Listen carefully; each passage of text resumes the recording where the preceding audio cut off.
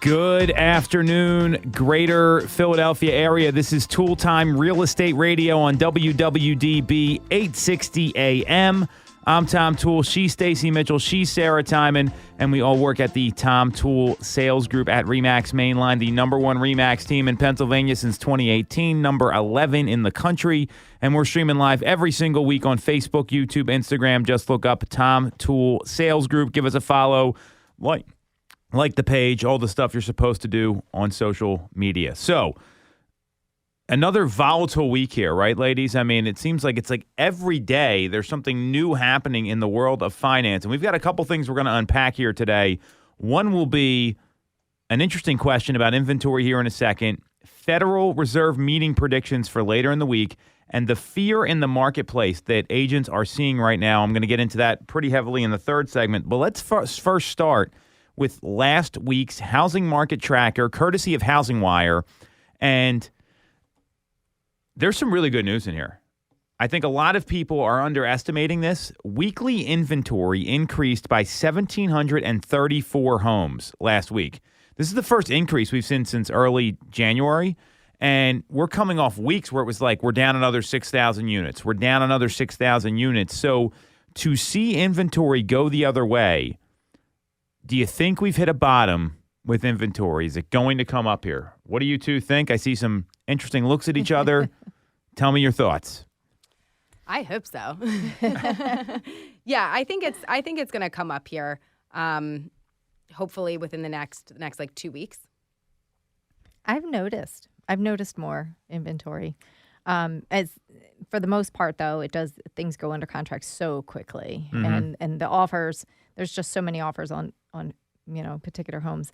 So I'm very hopeful because I've seen the increase. So I really believe that in the next couple of weeks we're going to see more. Yeah. So you both believe it. So let's see what Logan Mohtashami had to say, because this guy, I feel like all he does is just watch the housing market all day. I was watching his Instagram. I follow him there. He was up at like 2 a.m. for like a 5 a.m. hit because he's on the West Coast. So here's what he's saying about inventory. And there's some Altos research data from last week. And the big question is, are we starting to see the seasonal increase in spring inventory? And he's saying there's good and bad news. The good news is we saw a slightly increased number of active listings, which we're all kind of excited about here. That's very clear. And last March is when we saw the seasonal bottom before inventory took off. So although it's not normal, this is better than what we saw in 2021, where we didn't hit bottom until April. So again, it's we saw about a 1,700 unit increase nationally. The same week last year, we saw a decrease, and then the bottom for 2022 was 240,000 homes.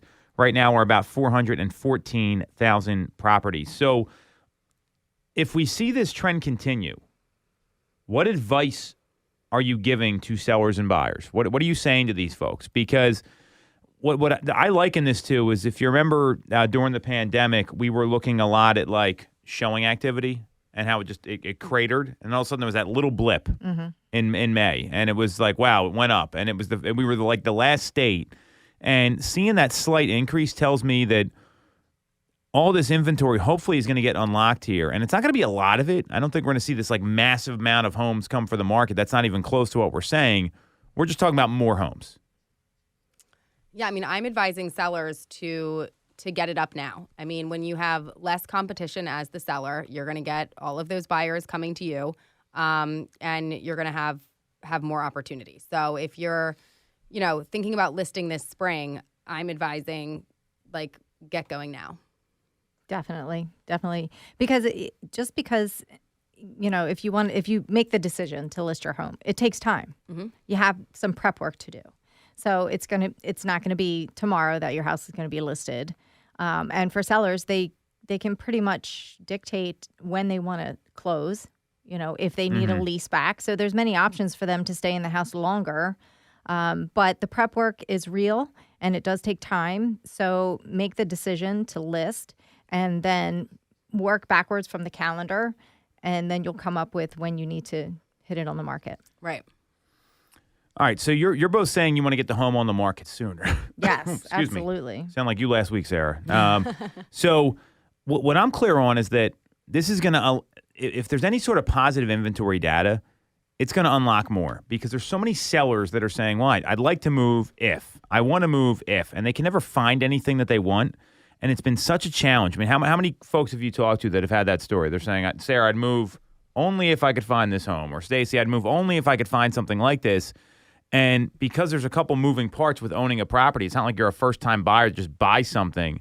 A lot of these folks like to have the next place lined up. They're just afraid to start the process. So do you think that would unlock more? Like, what's that going to do for consumer confidence? Because there is a upstream effect here that a lot of people are discounting. Yeah, I mean, I know of, like, currently for me right now, at least 3 clients that I've been talking to that would be sellers, but first want to line up, where they would be going. So if we can get some of these things in motion, it does have that ripple effect where then, more things open up. But, they're all pretty specific about, what it is exactly that they're looking for. And none of them are in the position where they have to do it now, So there isn't the sense of urgency there. Yeah, that makes it a little bit more difficult, especially if they're looking in a very specific area that homes don't come on the market very often. That can definitely make it a little bit more uneasy. But I think sellers, they do want to have a sense of certainty that, okay, this is where we're going to go and this is what we're going to do so that they can plan accordingly. But sometimes you have to take that leap, that risk. And because sometimes I find that once you put something in motion, it tends to continue that motion and the outcome, you get the outcome that you want. Sure. Sometimes you just have to throw caution to the wind. Some people don't have that level of risk, though, risk tolerance. So I can totally understand and relate. But for the sellers that do, and they know, okay, we're going to put the house on the market, see what happens, and say they get offers. They don't have to accept offers just because they get them. They can negotiate the terms of closing. Do they need a lease back for 3 to 6 months? What is it that's going to make them feel most comfortable? But they have to put the plan in motion. And we're really going next level here, Stacey. You're quoting Isaac Newton's first law. An object in motion will stay in motion at constant velocity, which is pretty wild. So amazing there. I do agree with that once you get people down the path, they're so much more likely to transact. And the current market conditions, what I've seen, it's created a lot of like paralysis. And there's so much fear out in the marketplace right now. And it's not just consumers, it's agents, which we'll unpack later. But people are just afraid. They don't know what's going on. They're getting all this mixed messaging. We're going to talk about the Fed next. And as a result, what ends up happening is they don't have the right information. So to give an idea, I wanted to actually give some local market stats here. So the inventory increase we've seen in Chester County, we've seen a 9.3% increase through the end of February in new listings compared to the month of January. So we saw a 9.3% bump there in new homes that got listed. In Philadelphia County, the city of Philadelphia, so there we saw a 6.4% decrease from January to February in new homes listed. In Montgomery County, we saw a 5.7% decrease in new homes that were listed. And in Delaware County, we saw a 13.6% decrease. So we're seeing it kind of a little bit on both sides. Now, obviously, the data we're getting is in real time. We typically get the county data that's a little lagged. Inventory, though, dramatically is higher than where it was last year. I mean, you look at just the same week last year in 2022, we saw 247,000 homes available compared to 414,000. So that's where we are right now. So it is going in the right direction, and that's what people aren't necessarily getting in a lot of cases. So with that bump in inventory, what we also saw is that the mortgage rates came down. Right. Yes. So, and we had kind of predicted this last week, and it looks like the 10-year yield, it's like not willing to go past that like 3.4 mark. That seems to be that's the line. It's not going to move past. And I would argue that's probably because the Federal Reserve's move this week is being forecasted and baked into pricing. That's just an observation. But we saw rates come down. We're at 3.75% today. So is that going to help the inventory issue? Is that going to hurt it? Is it going to, obviously it creates more demand. I think this is good for everybody because I think there's less fear coming back to the market than if rates were at 7 1/8. What do you two think? I think it's positive for both buyers and sellers because as long as the rates come down, it's going to give them some hope. Like, oh, great. At least they're not ticking higher.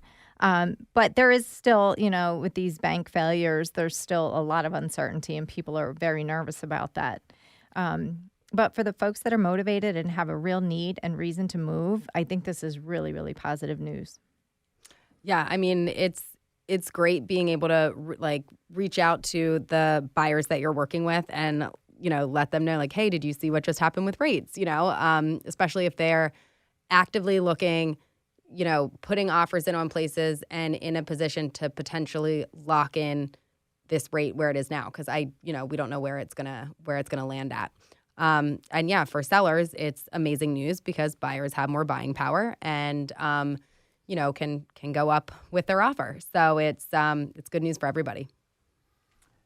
Here's what I see with these rates is that you got sellers right now. We were just literally talking about this, and agents are so rate focused. They're not talking about how people actually buy homes, which is with a monthly payment. So the real question for a lot of folks is, if I can get the payment to fit into your budget, then do you want to know about the property? Anyone listening that's an agent, I'd write that down. I wouldn't change the script at all. A lot of people say they want to make scripts their own. Don't mess with that one. If I can find a home that's within your monthly budget, then would you want to know about the property? Plain and simple. Because everyone's talking about rates. We've talked about, you saw double-digit rates in the 80s. We saw 6-7% in the early 2000s. And these rates, it's when they get to 7, that's where the hesitation happens. Keeping Current Matters does a really nice job with a graph about this where you can literally chart and see when rates get up into that 7 range, it's like the demand drips or drops off, excuse me. So with all that, seeing that I'm clear the bank failures had a lot to do with rates coming down. It's also dampened or tamped down what the Fed's going to do next week. So that's good news. So we've seen homes are a little more affordable, still obviously not as affordable as they were during the heyday of 2020 to 2022.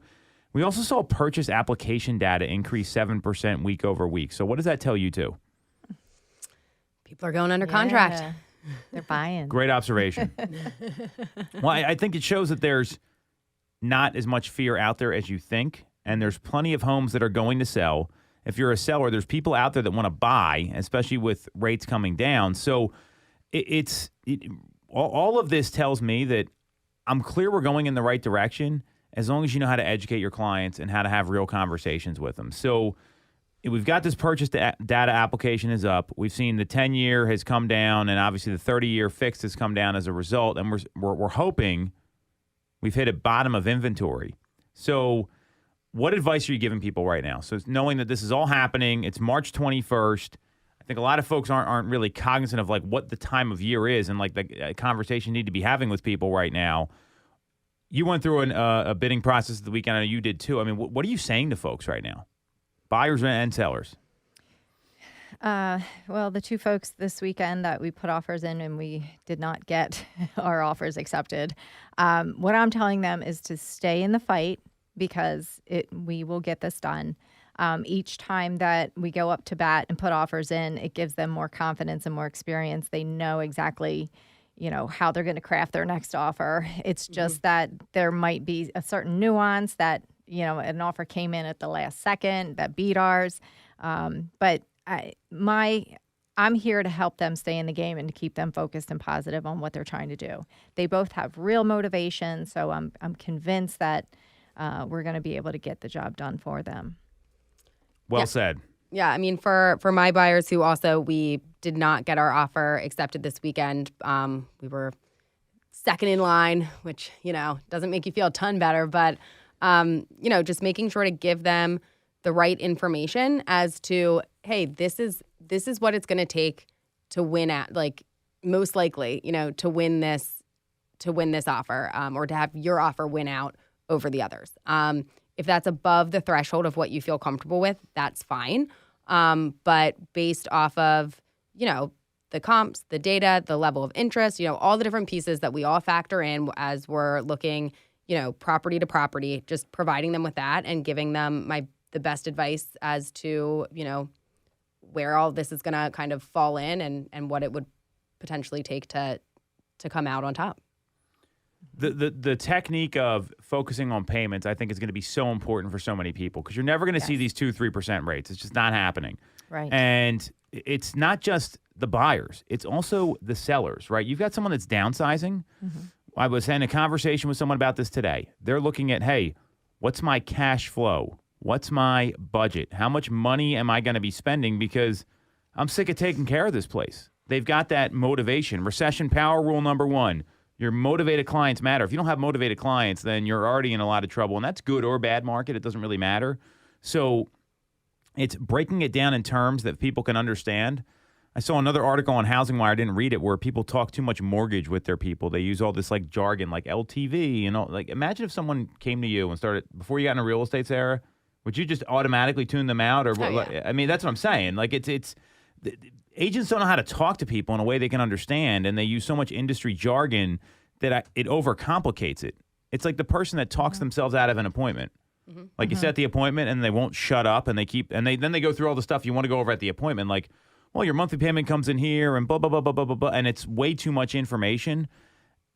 Folks got to adjust how they're speaking to clients in ways they can understand, in ways that are going to benefit them. And if they do that and can interpret this data in a way that's going to make sense for buyers and sellers, it's going to go a long way for them. That's going to be one of the most critical plays to run the next 3-4 months here.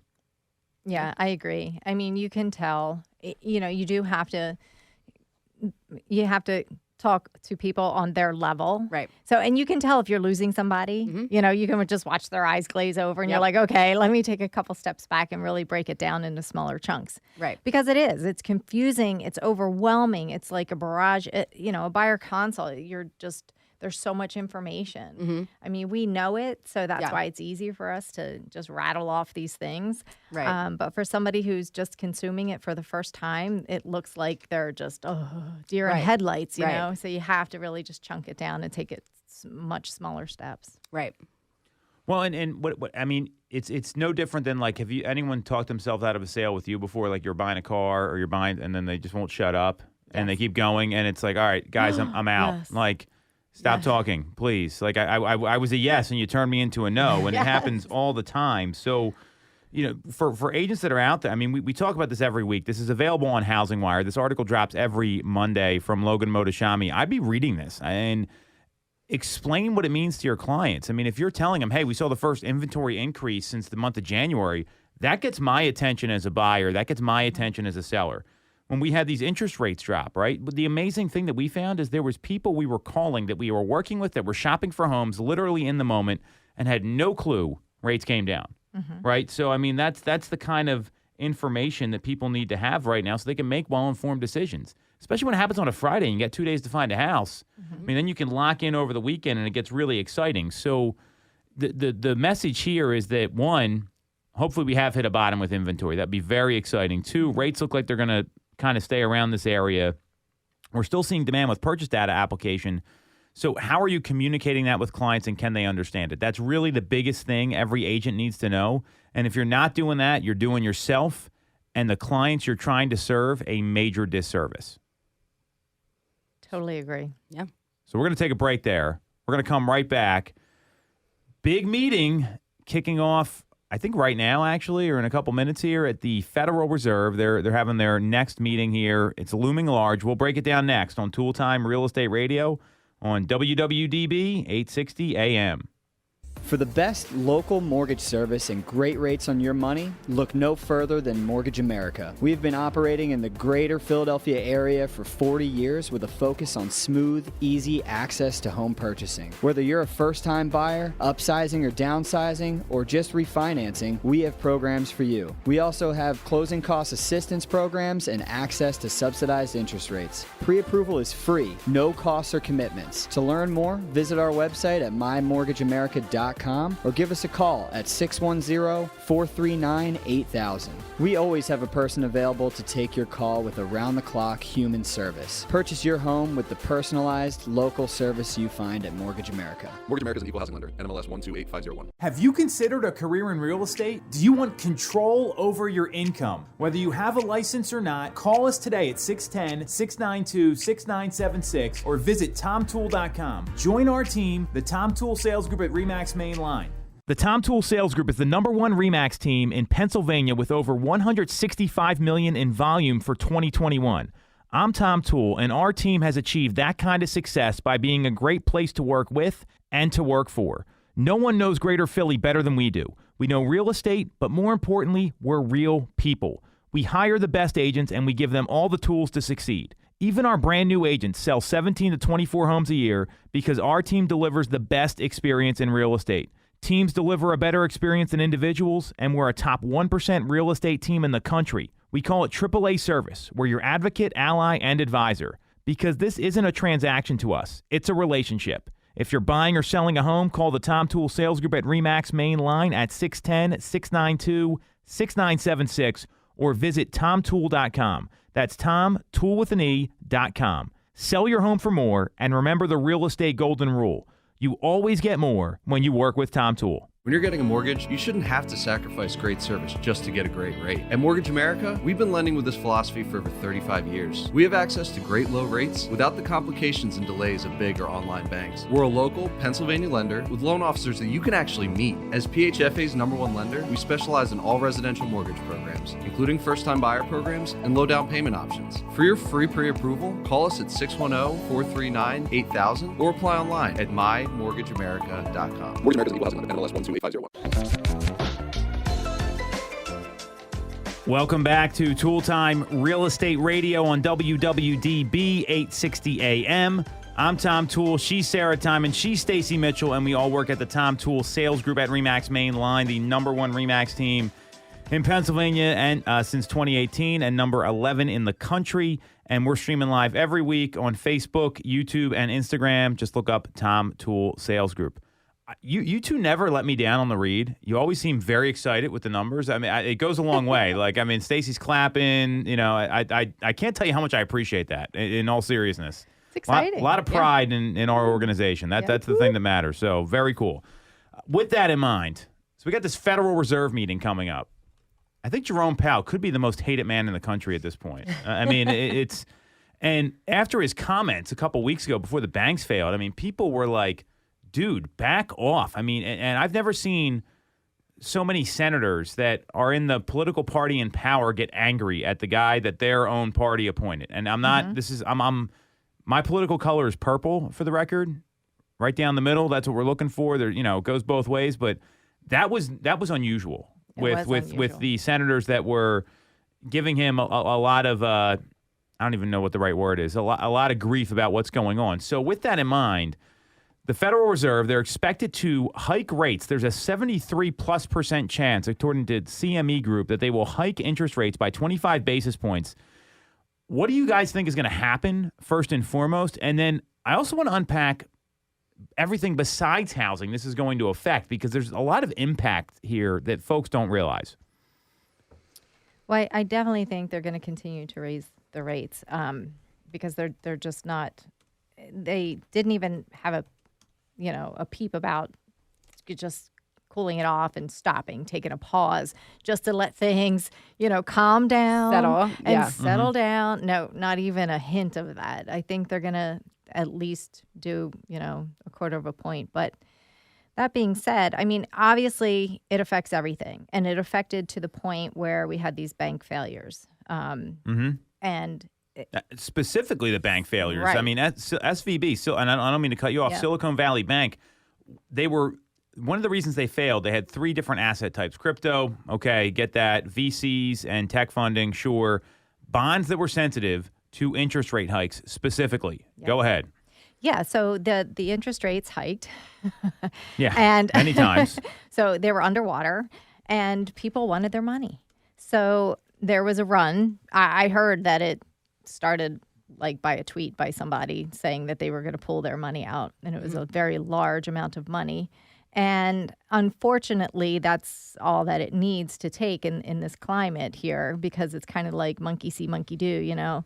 And then other folks were trying to pull their funds until they ultimately had no funds to liquidate. So there you have a bank failure. Now, are we going to have another one? Because the rates are still going up. There's still a lot of uneasiness. There's still a lot of, there's still a lot of tension out there. So it could happen, and it affects everything. It affects the credit card interest rates. So people are having a hard time with the inflation rates. They're not moving down to that 2%, that magic number that they're looking for. Although I just read that Amazon's getting ready for another massive layoff. I think I read they're going to lay off like 18,000 people. So that, you know, the layoffs, that's what the Fed wants. You know, they want the unemployment rate to increase, which it has not been doing. It just seems like that no matter what they do, it's just not working. It's going in an opposite direction. It's having an opposite effect. And they just keep throwing more wood and more, you know, lighter fluid on that fire. Yeah. I mean, I feel like what they've been clear about this whole time is we're going to keep raising rates. And, you know, even if it was predicted that it was going to be 50 basis points before, and then all of this happened with the bank failures. And yes, they've, you know, potentially now they're just going to do the 25 basis point increase. It's still an increase, and they're still doing it right after all of this happened. So I think they're going to keep on going with it. Keep on destroying the economy. Well, I didn't check the CME Group predictor today. It's up to 84.9% that we're going to see a 25 basis point increase. And what people aren't talking about is, I mean, you're talking about people getting laid off, and we've seen massive layoffs.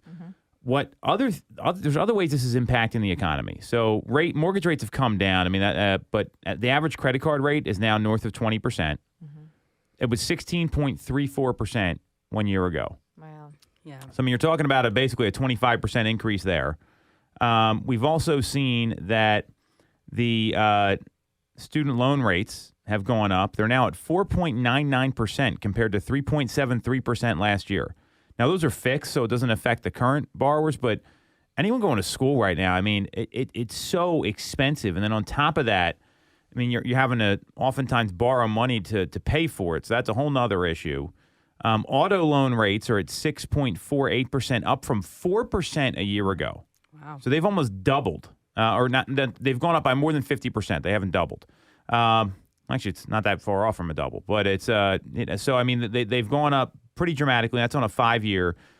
Deposit rates at banks are now 5%. I haven't seen a lot of that being advertised, by the way. I don't know where you're getting that. This is what CNBC says here. So it's not just housing and mortgage rates that have gone up. It's day-to-day living. I mean, think how many people just use their credit card to buy things in their day-to-day, and now all of a sudden rates are higher.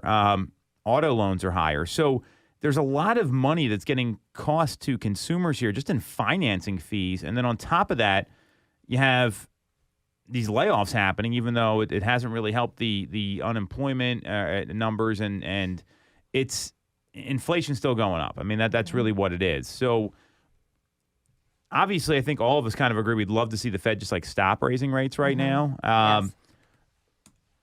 Yes. Are mortgage rates going to go up after this meeting? Like, what do you think happens there? I mean, I'm pretty clear that it's already baked into the pricing because everyone kind of knows at this point what they're going to do. But I'd like to get your take on that. Yeah, I mean, I don't see a significant change from just like this meeting. I do think that that's already been planned for to some degree. You know, I wouldn't be surprised if there was like a little bump, but I don't think that just this meeting alone is going to do anything major. Yeah, I agree. I agree with that. I think they're going to hold steady where they are, and that's just remain there.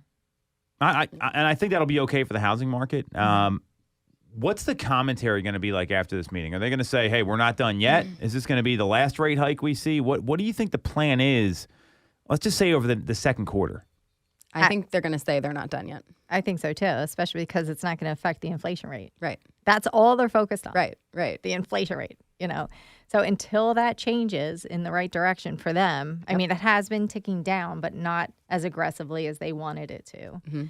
And that is their main focus right now, is that number. Yep. So the next read of the Consumer Price Index comes out on April 12th. That's with the March CPI data. So I'm a little worried here. This is going to continue. And it just doesn't seem like they have any plans to do anything. They don't want to listen to the senators and the folks that hold them accountable, if you will. And accountability in Washington is a very loose word. I mean, it's, you can get away with a lot of crimes there and still have your job. So when do you think this stops? Like, we play this out the rest of the year. Are they going to stop over the summer? Are they going to stop in the fall? Are they not going to stop at all? Like, what's the end game here? I don't think they know what the end game is. Right. I mean, honestly, I think they're just going to keep going. They haven't come out with any kind of a different type of way to go about how to analyze the economy and what's working and what's not. When your sole focus is just on that inflation number and you're not paying attention to anything else and what else could be driving that inflation rate, like the energy costs that trickle down into everything, every little thing that we consume. It is wrapped, there's an energy cost involved in that to transport goods everywhere. So, that's not even on the radar. So I don't know how else they're going to get the inflation down. Right. I mean, I think until we hear them propose some other ideas, solutions, other things that are kind of factoring into all of this, if it's all just inflation, I think they're going to keep going because that's what they've said that they were going to do, and it's what they've done thus far. Well, and if you look at the Consumer Price Index data that came out last week, it rose 0.4 of a percentage point for the month. So this is the January, this is the February data that gets released in March. And that put the annual rate at 6%. So we still got 4% to go here. I mean, it's basically got to come down by 2/3. And they were in line with a lot of the Dow Jones estimates. And then if you look at like core CPI, rose 0.5 percentage point and was 5.5% on a 12-month basis, slightly ahead of the estimate, but the annual was in line. I mean, it looks like it's going the other way. There's a lot of micromanagement of this going on. And that's what makes me nervous here. And seeing what happened with those hearings before the bank crashes, I mean, I was shocked to see some of the people that were arguing with Jerome Powell, because you would anticipate based on their profile they would be on the other side of this. Do you think there's going to be more of this? I mean, do you think there's going to be more outrage? I mean, what's the reaction going to be from consumers and from the senators that are supposed to keep the Fed accountable? Well, I think that as long as the constituency is feeling the pain, and they know that what the Fed is doing is not working, and those constituents can voice their opinion to their representatives. And I think that that's why you saw that last week, those senators pushing back, because people are becoming more outspoken about it. And they're realizing that, this is not working. Things are really out of control. If you're using your credit card to make grocery purchases and stuff like that, and there's no way to pay it down enough. And with the interest rates going up, you just watch your balance go higher. Right. So just paying interest on your credit card gets you nowhere. So I think that people are becoming frustrated in that sense. So I think that our representatives are getting more pushback than they did before. So I think that that's going to be the difference. I think people have to really, they have to make their voices heard to the representation so that they can, get in front of these folks and shake them up a little bit. They live in their bubble. And when you don't get outside of your bubble and you actually don't make these purchases, you don't buy gas, you don't do your grocery shopping, you don't go out out for a snack and actually pay for it. Right. Then you really don't have any idea. Right. Because, I think that a lot of people these days, unfortunately, they're having to use their credit card to make ends meet, not because an emergency came up. This is a great point. Like this is what they are now relying on just to get through from paycheck to paycheck, not to get points or the benefits of using the card and then be able to pay it off at the end of the month or at, the next time that they get paid. This is now something that they have to utilize just to keep going, and they're watching that rack up. And this has been going on for, quite a while now. So it's not just a little blip. It's not just, this was a bad couple weeks. And I think people are, just like Stacey said, starting to really voice their opinions about that. And it's tough. Inflation's not transitory. I don't see the inflation data. I mean, even let's say magically it starts to go the other way rapidly. I mean, we're not going to get the data for another even if March is great, which I don't know I have no concept of this whatsoever. We're not going to hear till April, and by the time that happens, we'll be like, "Oh, it's too early to tell," or what. I mean, it's it's kind of that same old thing over and over again. So I anticipate this going well into the second. I could see at least another 2 or 3 rate hikes. Unfortunately, I would prefer 0 more. Right. I just don't think that's very likely. I agree. I prefer 0 more too, but they're not listening to us. Right. I would not want to work in Washington ever, so I have no problem that they're not listening to us. So with all that in mind, let's take a quick break. We're going to come back, and we're going to talk about the fear that agents are seeing in the marketplace and what they need to be doing right now to charge the storm and play offense and still run a profitable business. This is Toole Time Real Estate Radio on WWDB 860 AM. You shouldn't have to deal with all the red tape when getting your mortgage from a big or online bank. At Mortgage America, we have access to big bank money, but with the personalized and detailed service of a local bank. We are here in your community and ready to serve with fast settlements, low down payment options, and first-time homebuyer programs. Pre-approval is free, no costs or commitments. For more information, visit our website at mymortgageamerica.com or give us a call at 610-439-8000. Mortgage America's equal housing lender. NMLS 128501. I'm Tom Toole of the Tom Toole Sales Group at RE/MAX Main Line. If you're thinking of becoming a real estate agent in the greater Philly area, I have a special offer for you. Our team did $165 million of volume in 2021, making us the #1 RE/MAX team in Pennsylvania and a top 1% team nationally. Our agents love us because we offer them a successful career, a great life, and an unbeatable culture. Agents who've been with us for at least a year average 30-plus sales. Even our brand new agents average 17 to 24 sales a year. We offer proven systems and expert training. We help you set more appointments and sell more houses. Now here's the offer. If you don't have a real estate license yet, we offer real estate scholarships so you can get one for free. Check it out at realestatescholarshipprogram.com or visit the Tom Toole Sales Group at RE/MAX Main Line at tomtoole.com. That's tomtoole.com. Get more out of your real estate career, and remember the real estate golden rule. You always get more when you work with Tom Toole. When you're getting a mortgage, you shouldn't have to sacrifice great service just to get a great rate. At Mortgage America, we've been lending with this philosophy for over 35 years. We have access to great low rates without the complications and delays of big or online banks. We're a local Pennsylvania lender with loan officers that you can actually meet. As PHFA's #1 lender, we specialize in all residential mortgage programs, including first-time buyer programs and low down payment options. For your free pre-approval, call us at 610-439-8000 or apply online at mymortgageamerica.com. Mortgage America's equal housing lender. NMLS 128501. Have you considered a career in real estate? Do you want control over your income? Whether you have a license or not, call us today at 610-692-6976 or visit tomtoole.com. Join our team, the Tom Toole Sales Group at RE/MAX Main Line.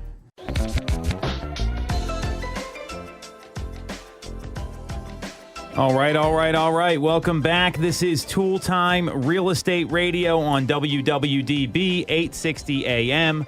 I'm Tom Toole. She's Stacey Mitchell. She's Sarah Tymon, and we all work at the Tom Toole Sales Group at RE/MAX Main Line, the #1 RE/MAX team in Pennsylvania since 2018, number 11 in the country, and we are streaming live every single week on Facebook, YouTube, and Instagram. Just look up Tom Toole Sales Group. So we've got something I found pretty interesting. I actually heard this from a CEO of quite a large real estate company, and he had one of his $1 million producer, meaning they made $1 million, not they sold $1 million, big difference, had come to this person in confidence and said the following. I just want to get your reaction first, and then we can kind of deal with this here and unpack it. I'm really scared about what is going on in the industry right now, and I'm having doubts on how to move my business forward. Things are harder than they have ever been, and I know I need to make adjustments to stay competitive. But I like the way things were, and I'm not clear on my next steps. What do you think about this, ladies? Well, one thing that you can be sure of is that things change all the time, right? Mm-hmm. And in this market in the past couple of years, it's been a roller coaster ride, up and down. You can't predict what's going to happen. I'm not sure. I wish there was a little bit more detail about what they're scared of. We're not going to get more detail. This is what we got. I know.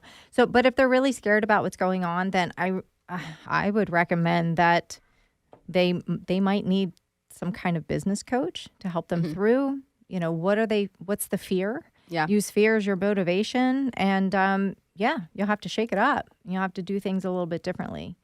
I like the way things were. Yeah, it's comfy and cozy, right? But you got to get out, rip the covers off and get out of bed, and you have to do things differently. And if you're not staying on top of your business, you're not going to have business.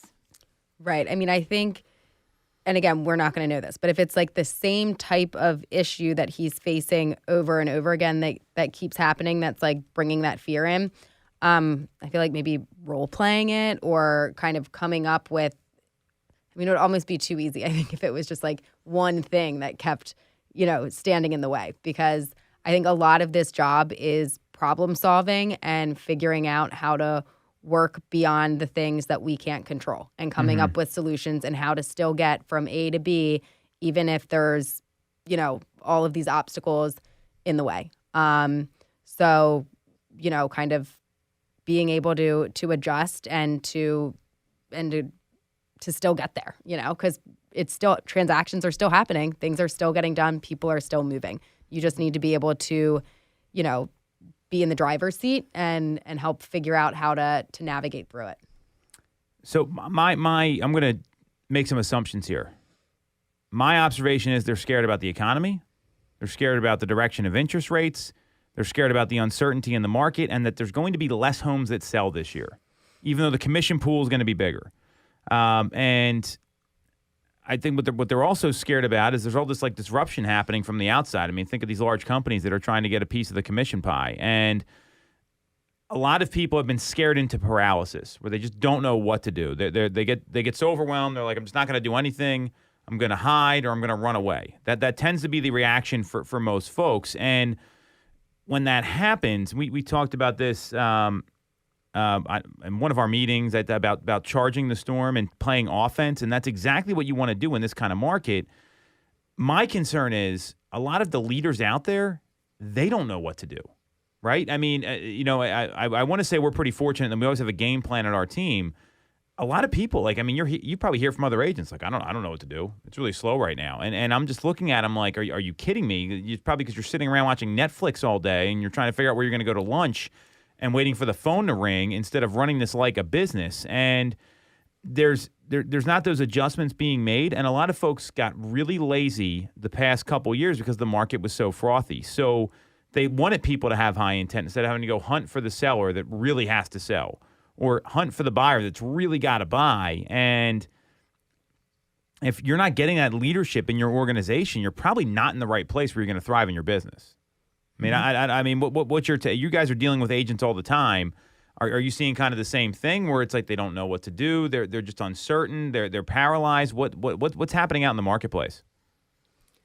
I feel like the last couple agents that I've either gone under contract with or was trying to get under contract with have all been pretty good, which is kind of, I feel like, unusual. That I feel like the people that I've been dealing with, I think, have kind of known what was going on and how to navigate a little bit. But that might just be that I've gotten lucky here with the people I've been working with, because I know that's not always the case. Well, I think that that's what you're going to see. You're going to see the folks that are doing the things to increase their business. Right. They're actually working their business. They're going to be the ones that we're going to be coming in contact with more. Right. Because they're the ones that are still in the business and are thriving. Right. Instead of the folks that were just along for the ride. Mm-hmm. Right. Yeah. I guess we're just not talking to the ones that aren't doing anything. Yeah. Yeah. Because they're not that doing anything. That does make sense. Yeah. But I have spoken to a couple of agents, and it just surprised me that when they say that they're really slow, because I don't understand what that means, honestly. But I have to take them at that they're just not getting the business, or they're just not, you know what I mean? Mm-hmm. But what is the reason for that? Right. Are they putting forth the effort and just not getting the return? Right. Or, or they just not getting those inbounds, like Tom said, they're waiting for their phone to ring. Right. And that's not going to happen. Right. But I've heard that. Yeah. And it kind of makes me like, what are you doing? Right. Because when you don't have the calls coming in, you have to be making the calls going out, Yes. So And a lot of times you have to make the calls going out to get the calls coming in. Yep. Yeah. Right? Well, Right. it always happens that way, right? Yeah. Like you make a ton of outbound activity, nothing comes out of it, and then something falls out of the sky. This is Right. documented and Yeah. proven that it constantly happens. So Right.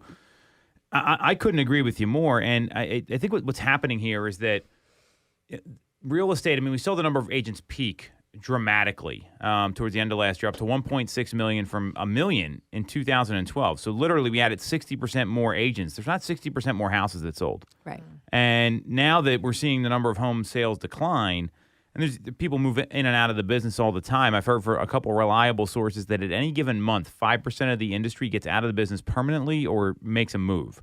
That's a lot of turnover. That's on a monthly basis, right? Wow. So if you compound that, you're talking about 12 times. It's 60% of the industry moves every year, basically. So That's a lot. It is. well, it's because it's full of people that they think it's going to be easy. They've heard all this stuff before. They want a flexible schedule. Mm-hmm. I mean, flexible that you're working 7 days a week. Is that the flexibility you want? Right. And that goes for everybody, Right. management included, right? Team Right. leaders included. So with all of that, what are some of the fears that people have right now? Like what are some of the fears you're hearing out there? I'm hearing nothing's going on, but let's go a little more detail here in the 7 or 8 minutes we got left. What are some of the biggest fears that are out there, and then how can we overcome them? What's the path to get there? I think fear would be competition. Like, how would they, are you confident in doing a buyer consult? Are you confident with your listing presentation? Because there is going to be competition. People interview agents. They want to get the most out of their money, Right. So, and understandably so. It's one of their largest investments. So, and they're going to interview somebody and make sure that they can work with those folks and they feel confident that they're going to handle the transaction from start to finish without any major glitches.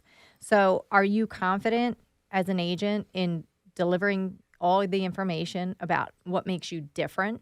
If they ask you, why should I choose you over Joe Schmo over here? What are you going to say? Right. Like if you don't have anything to say for yourself, crickets. then- right. And I mean, confidence goes very far, like, It does. yeah, that's good. Yeah, I think if you can go in and you can present yourself and what you can do and what your company, how they handle transactions, and you come off with that confidence. That's everything. You can tell when somebody's nervous, Right. and they don't have that confidence. It Right. doesn't make you feel confident that they're going to be able to handle the transaction. Yeah. And I mean, I feel like also if for agents, like if you have a bad day and you don't come off super confident or, you felt like you could have handled something better, just don't let that ruin your day, week, month, like get back out there and have another one. The next person that you talk to doesn't have to know that you just sounded dumb on your last call Yep. or got caught off guard. Cause like Right. it happens. Like sometimes you get caught off guard by something, a question you weren't expecting, or maybe like it's so important when you're speaking to a client to be fully listening to what they're saying and not try to think of like what you're going to say next or like, but sometimes your mind wanders for a second and then you're kind of playing catch up. And I think just going into each conversation and each new call or appointment with like a fresh attitude and like, let's get this one, Agreed. All great advice. The other thing I see that's really scaring a lot of people right now is you look at what happened in the workplace a couple years ago. Everyone started working from home, and I some people can be way more effective at home than others. To me, going into an office environment and treating this like an actual job, the average realtor works 35 hours a week, so they're not even full time, and people don't want to acknowledge that. They just I'm working a lot on the weekends and whatever. 35 hours is 35 hours. So there's lots of people that work all weekend, have 2 days off during the week, and they work more than 35 hours. So having like a daily schedule, hey, I'm going to do this during this time. I'm going to do this during this time. Because when you're working from home, and this happened to me, and I've got kids and stuff and all that. I mean, it's real easy to get off track from the productive activities that are going to stop you from hitting the results that you want. And so many folks, they want that flexibility, but what they don't realize is flexibility doesn't lead to productivity in a lot of cases. I think you got to be almost, sure, you can have flexible timing, or you don't have to be in an office like a 9 to 5, but the best agents are disciplined, and they're regimented, and they have a schedule, and they're not flexible with their time because they want people to work into their schedule that they want that's going to make them the most productive. And it's like one of those things, like everyone thinks, oh, real estate's got this flexible schedule, or I'm only going to work with people that like me, and all the and these. I mean, I know both of you do not work with people that all like you all the time, right? Maybe they like you at the beginning, but I mean, something goes wrong. You give them hard news, and I mean this as a compliment. This is not a negative. Yeah. And it's when you want that, like, I want someone that wants me for my authentic self. Like, this is not the business we're in. We're in the business of getting people houses or getting their homes sold. That's the business, and sometimes it takes some really hard conversations, and you got to run it like a business. I mean, I don't want the attorney that's sitting around in their underwear checking the the latest laws that came out on a Tuesday morning at 11 o'clock. I want the attorney that's in the office, dressed up, ready to go defend and fight for their clients, and that's the approach that most agents don't want to take. And as a result, we're seeing a 6.4 transaction average just for the people that actually sell a home. That doesn't include the 33% that didn't sell anything last year. Right. Wow. Yeah. And I think if you like, to your point, if you want to be taken seriously, then take your business seriously. For sure. Right. I mean, this is a profession. Right. It's not like a part-time kind of like want to do, I like houses and I'm going to open up some doors. No, it's a serious thing. Again, you're dealing with someone's largest asset, right? I mean, it's high stakes here, right? So, for anyone that's fearful right now, as we wrap up the show here, what advice do you have for them? I would say write down. What are you afraid of? What is your biggest fear? Okay, find that out. Is it outside factors that you can't control? Well, that's a whole different thing, and you have to learn how to block out the noise because there's always going to be that. There's always going to be that noise. And Tom, you lived through 08, 09, and you were able to, to thrive. So thank you. I think that, there's always going to be uncertainty. So if it's outside factors that you're afraid of, you have to learn how to block that out. But if it's you and your business and what you're doing, then definitely reassess. Are you utilizing your calendar? Are you blocking time off? Are you doing income producing activities like making phone calls, door knocking, circle dialing? Are you a foot soldier out there? So, but you have to be honest. Right. And some people don't want to do that.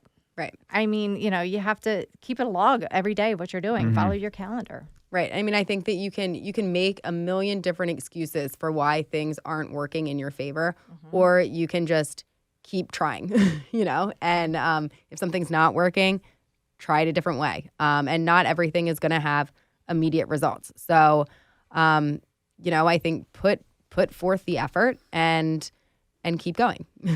The best business tactics never have immediate results. It's like taking like a 5-hour energy when you're trying to get more sleep and like rest up. Like that's horrible for you, right? I mean, it's not a good thing.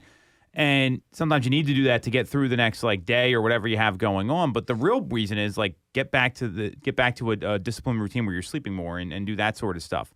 Anything that gives you short-term pleasure typically isn't good for your long-term health, whether it's your business, whether it's your actual health, relationships, anything like that. It's we've seen this throughout time. So you said something pretty interesting there as well, that there's not going to be like that quick hit or that magic bullet. I'm paraphrasing here. And you've done that with your business where you're out there door knocking every single week. That's not, you don't get like an immediate listing from that. Nope. You were telling us about how you have a listing 6 months in the making right now, and it's going to be priced pretty well.